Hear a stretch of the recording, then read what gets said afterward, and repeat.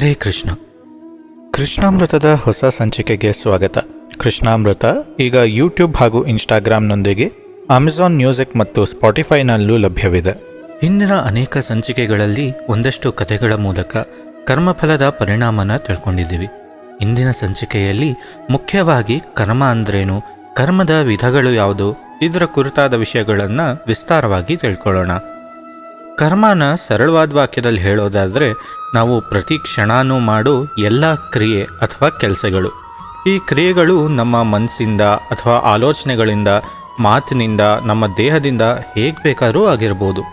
ಭಗವದ್ಗೀತೆಯ 3ನೇ ಅಧ್ಯಾಯ ಕರ್ಮಯೋಗದ 5ನೇ ಶ್ಲೋಕದಲ್ಲಿ ಶ್ರೀಕೃಷ್ಣ ಹೇಳಿರೋದೇನೆಂದರೆ, ನಹಿ ಕಶ್ಚಿತ್ ಕ್ಷಣಮಪಿ ಜಾತು ತಿಷ್ಠತ್ಯ ಕರ್ಮಕೃತ್ ಕಾರ್ಯತೆ ಹ್ಯವಶಃ ಕರ್ಮ ಸರ್ವ ಪ್ರಕೃತಿ ಜೈರ್ಗುಣೈಹಿ. ಅಂದರೆ ಪ್ರತಿಯೊಂದು ಜೀವಿ ಕೂಡ ಪ್ರಕೃತಿಯಿಂದ ಬಂದ ಗುಣಗಳಾದ ಸತ್ವ, ರಜಸ್, ತಮೋ ಗುಣಗಳಿಗೆ ಅನುಗುಣವಾಗಿ ಒಂದಲ್ಲ ಒಂದು ಕರ್ಮನ ಮಾಡ್ತಾನೆ ಇರ್ತಾರೆ.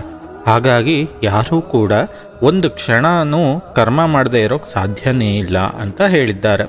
ಕರ್ಮಗಳ ವಿಧಗಳು ಯಾವುವು ಅಂತ ಈಗ ತಿಳ್ಕೊಳ್ಳೋಣ. ಹಲವಾರು ಆಧಾರಗಳ ಮೇಲೆ ಕರ್ಮಗಳನ್ನು ವಿವಿಧ ರೀತಿಗಳಲ್ಲಿ ವಿಂಗಡಣೆ ಮಾಡಿದ್ದಾರೆ. ಮೀಮಾಂಸಕರು ಕರ್ಮವನ್ನು ನಿತ್ಯ, ನೈಮಿತ್ತಿಕ ಮತ್ತು ಕಾಮ್ಯ ಕರ್ಮಗಳಾಗಿ ವಿಂಗಡಿಸಿದ್ದಾರೆ. ದೈನಂದಿನ ಕಡ್ಡಾಯ ಕರ್ತವ್ಯಗಳಿಗೆ ನಿತ್ಯ ಕರ್ಮ ಅಂತಾರೆ.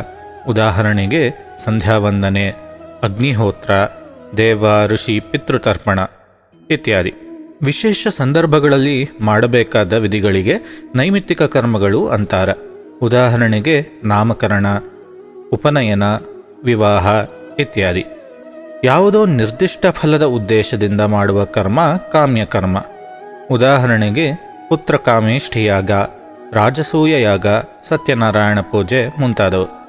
ಇದರ ಹೊರತಾಗಿ ನಿಷಿದ್ಧ ಕರ್ಮ, ಪ್ರಾಯಶ್ಚಿತ ಕರ್ಮ ಮತ್ತು ಉಪಾಸನೆ ಅನ್ನೋ ವಿಂಗಡಣೆ ಕೂಡ ಇದೆ.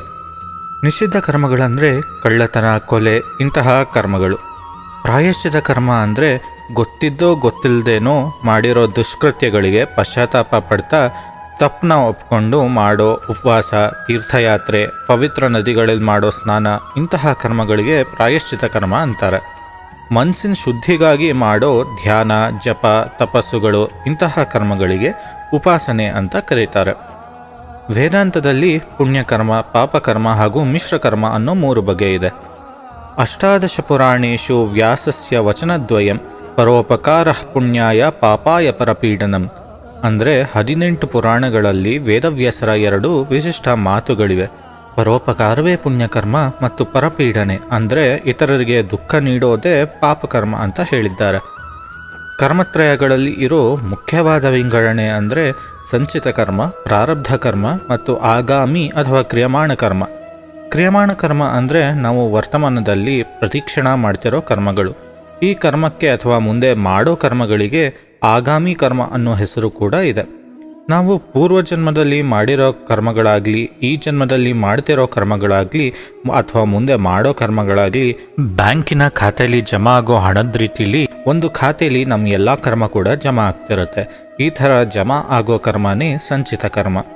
ಈ ಜಮಾ ಆಗಿರೋ ಯಾವ ಕರ್ಮದ ಒಂದು ಭಾಗ ನಮ್ಮ ಮುಂದಿನ ಜನ್ಮಕ್ಕೆ ಕಾರಣ ಆಗುತ್ತೋ, ಅಥವಾ ಇನ್ನೊಂದು ರೀತಿ ಹೇಳೋದಾದರೆ ನಾವು ಪೂರ್ವಜನ್ಮಗಳಲ್ಲಿ ಮಾಡಿದ ಯಾವ ಕರ್ಮಗಳ ಕಾರಣದಿಂದ ಈ ಜನ್ಮ ಉಂಟಾಗಿದೆಯೋ ಆ ಕರ್ಮನ ಪ್ರಾರಬ್ಧ ಕರ್ಮ ಅಂತೀವಿ. ಈ ಕರ್ಮಗಳ ಬಗ್ಗೆ ಕೇಳಿದಾಗ ನಮ್ಮ ಮನಸ್ಸಲ್ಲಿ ಒಂದು ಪ್ರಶ್ನೆ ಹುಟ್ಟೋದಂತೂ ಸಹಜ.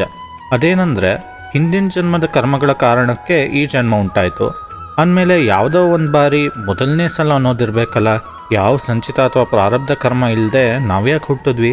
ಈ ಥರ ಪ್ರಶ್ನೆಗಳಿಗೆ ಮುಂದಿನ ಸಂಚಿಕೆಯಲ್ಲಿ ಉತ್ತರ ತಿಳ್ಕೊಳ್ಳೋಣ. ಹರೇ ಕೃಷ್ಣ.